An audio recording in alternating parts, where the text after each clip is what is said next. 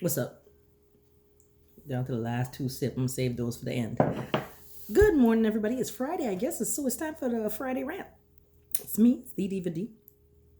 Hey, listen, I had to unplug a little bit from Al Gore's internet this week because I wasn't a just, you just can't have conversation with just everybody. You begin to realize that not everybody's on the same step. In fact, let me just dead all that by saying it like this way because I love books. I like to read. James Baldwin once wrote, "To be black and conscious in America is to be in a constant state of rage." I'm gonna leave that right there for y'all to think about because, yeah, you're not gonna have that deep conversation with everyone. Everyone is not going to get it, so you just got to just put it in your little box right here and just move it along till you get around across your conscious people. But anyway, let's move on. And that's a topic of being morally sound. So let's go focus on the next part. So the next part is this: going back to education. So I've come to realize after the past 8 weeks of learning that I have three distinct type of students. That's the one thing I love about reflecting. I think part of the problem that people have with me sometimes is that, I think a lot and it just comes out. But here's the three sets of kids that I have. I have one set that love. They gonna give it their all. I love them because they're gonna try the hardest they can. Even if they don't get it right, they're gonna just try. Okay, and they've been doing that consistently for 8 weeks. Then you have the kids who, when you see about Wednesday evening, Thursday morning come, they haven't started anything yet. You gotta call the parents again. And so yeah, they're gonna be a little bit man, she want me to work again. Yes, because school's still in session, sweetheart. Then you have the third set, my favorite set because.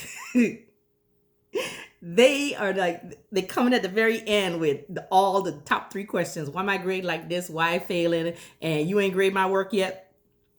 Because in 48 hours, they'll try to submit all 8 weeks worth of work. Why? Because let me tell you something. You've got to be next level lazy to fail my class. Let me tell you why.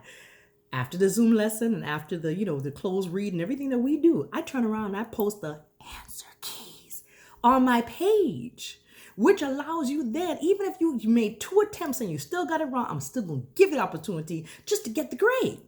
You have kids who've been sitting there with district laptops. Let me say it again for those in the back. With a district laptop for 8 weeks and haven't done any work. I would love to see the history on some of these computers, but that'd take a pretty cool IT person who could just go in there and start, unscrubbing.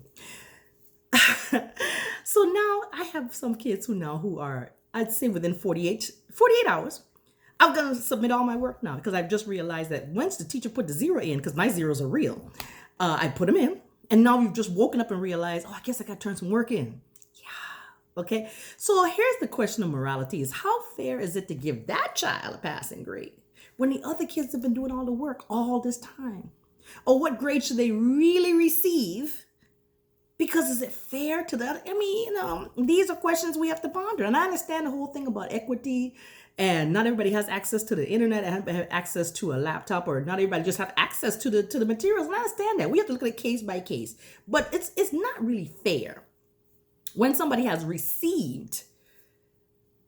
Let's keep it moving because, somebody going to jump on and start saying, I ain't got nothing to say about that. But then let's move on to summertime. So we've got kids been inside the house for 9 weeks. Now summer is coming. Parks look like they closed. Summer camp don't look like it's going on. What are we going to do? I'm concerned about crime going up. I'm concerned about what activities and things we have for the kids. Then push all that down. Hurricane season coming. As you see, there's a storm out there right now. Then also after that, the return to school. I think school should be returned in waves. Like, for example, kids who do well in online, they can probably stay home a little longer because they got it. Okay, those are kids that are truly autonomous. They can work on their own. You have the kids who need to push. They're like the 3-day-a-week school type kids. Okay, I need to push them, let them come on in for like 2-3 days. Finally, the last group that I talked about, the ones that refuse to do anything until that 0 hit, those are the ones that really need school. So here's the issue though. How are you going to stagnate and stagger them, rather, not stagnate. How are you going to stagger them throughout the day? How are you going to feed them? How are you going to transport them? I posted a little link of what you see going on in China. China is number 1 in math, science, and reading.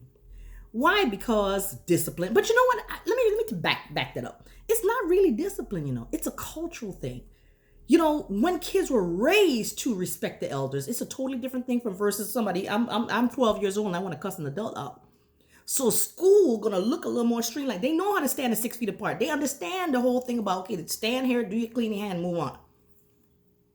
We have to take all that into consideration. And me, I see the restructuring taking place, but you know, it's a we can wait and see type of thing. I would not ever want to be. That's why I say God bless everybody right now who is in some kind of position of authority that you got to make decisions for other people, because this is a rough time right now. Okay, so that's all I really have. I just want us to think. You know, let me wrap it back around to the beginning in terms of, you know, conversation and discussion. We all need to really open up our mind and think, not closed, but think wide and open.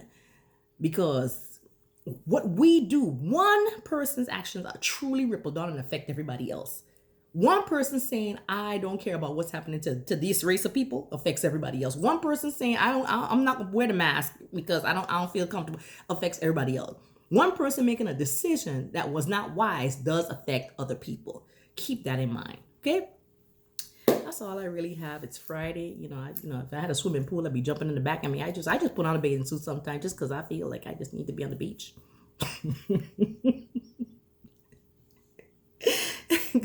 Go sit outside in the sun or something. All right, guys, listen, y'all have a blessed and wonderful day. It's the DVD No One Like Me with the Friday Rise against negative tactics, rise against negative thoughts, rise against negativity. What today?